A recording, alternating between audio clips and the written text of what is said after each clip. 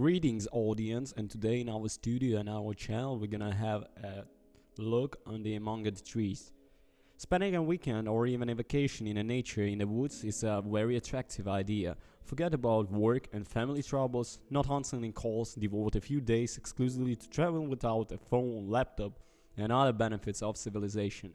Only the fresh air, pleasant landscapes and food cooked over the fire. Of course, when you start to think about this through seriously, several important buts come to mind at once. Still, the wild forest is a dangerous place. There are bears in it. It's very easy to get lost over here. And besides, sleeping in a tent is not so comfortable, and forest mosquitoes are probably even more annoying than the city ones. And in general, what is here to do in this forest? There is no point in exploring it. It's all the same. You'll be tortured to pick the mushrooms, and fishing is very boring. It makes you sleepy. And in the end, for many the dreams of staying for a few days is their wellness never come true, because you want to get into ideal forest and not just go and hike, where the opportunity to breathe fresh air and admire the views you will have to put up with a number of inconveniences. To get to the nature, remaining in the comfort zone, today allow games, from hunting and fishing simulators to some RDR2. Most of all this, of course, is among survival simulators, but peculiarity of the forest, the long dark and the like is that the entire gameplay is based precisely on the search for food, medicine and lodging, while admiring the sunsets and other calming opportunities remain in the background. Among Trees develops to go from the opposite direction. It has all the standard mechanics of survival gen: hunger, sleep and trauma system, farming, fishing and crafting, but each element aims to create a pleasant atmosphere and a sense of relaxation while removing the stress that usually occurs from high complexity. Standard mechanics. Among Trees is currently only in early access. Some of its mechanics have not been yet implemented. The map will be changed over the time, but it's already obvious that there will be no gameplay ideas for the genre in the game. The standard character parameters tells you how often you need to eat, sleep and how long you can swim in the river or the walk until you freeze. Crafting is primitive, resources are few, and the map itself is not very diverse. There is no plot or at least some kind of connection at the moment, although the story mode is promised to be added the winter. In the meantime, we play simply for a certain woman who found herself in the forest next to a destroyed hut. There is one round, there is no specific goal either, but we are obturously offered to fix the house and equip it for permanent residence. To build the main frame, there are enough boards and branches lying around. But to build additional rooms, at least a workshop where you can create tools, even more wood is required, as well as metal products. Both have been looked in the ruins of some towers, or perhaps tower is not yet clear with it. There are more than a dozen such zones of the entire map, and you can find them wire, nails, rags and the like. Having collected a sufficient amount of junk, you can already erect a workshop. Then the first floor can be supplemented with a kitchen and a greenhouse. Turnips and beets grow there, and the second floor is allowed to be converted into a storage and viewing workshop, where you can make new clothes and backpacks. Each extension requires new resources that must be looked for through the map. This means that you need to go out every day in a search of necessary materials, stocking up in advance with the necessary tools, food and equipment.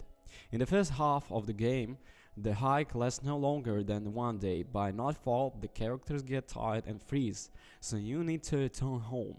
Later a tent appears, allowing you to sleep right in the forest and not return to the hut for several days. When the house is built, food is prepared for the future and the best backpack and jackets are served, you can start exploring yet unexplored territories. Or stay to equip the hut, arrange the flowers on the window and make carved paintings and figures. Sooner or later the decoration will be completed, and the only thing that remains to be done is to wait for a new major update to the game.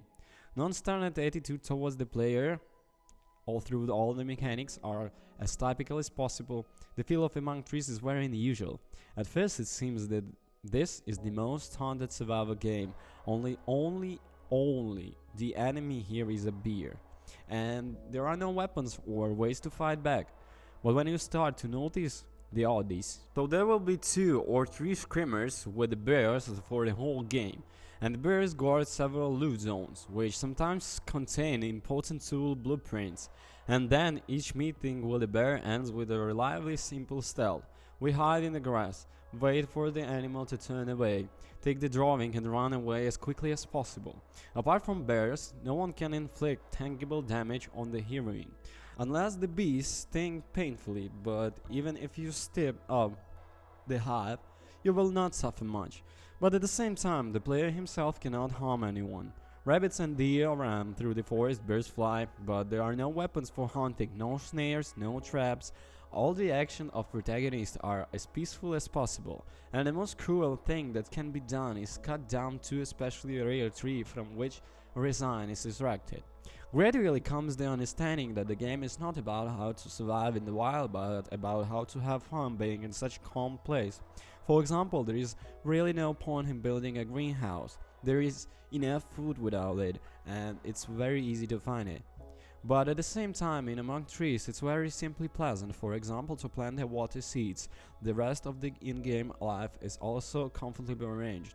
There you can take in your fishing rod, tent and bowler hat, go hiking to distant pond, on the way get caught in the rain, accidentally share a deer, stumble upon a beehive, and all this in incredibly picturesque setting.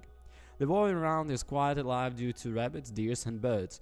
And the basis of the visual style is a combination of orange-blue shades is simple but effective. Together with the fog constantly swaying grass, slaving leaves and fireflies soaring on the air, a very beautiful picture is obtained. Because of this, you want to constantly return to the game and study it.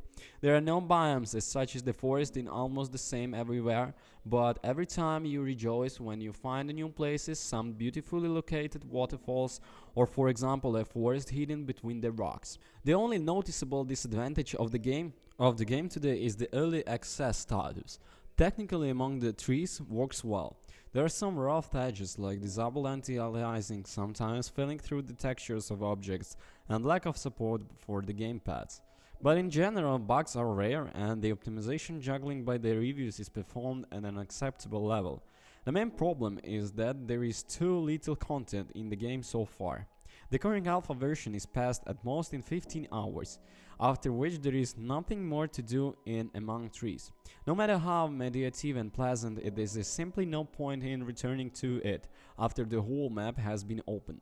In the fall, developers plan to add a pet system and a breathing, and the first iteration of the story mode, big peeping and many game improvements are expected only for the winter. But even with such a list of improvements on the exciting map, is difficult to scratch the gameplay longer than the conditional 20 hours. It is advisable to wait for a full release. Thank you so much for watching review. All the links in the description. Bye bye.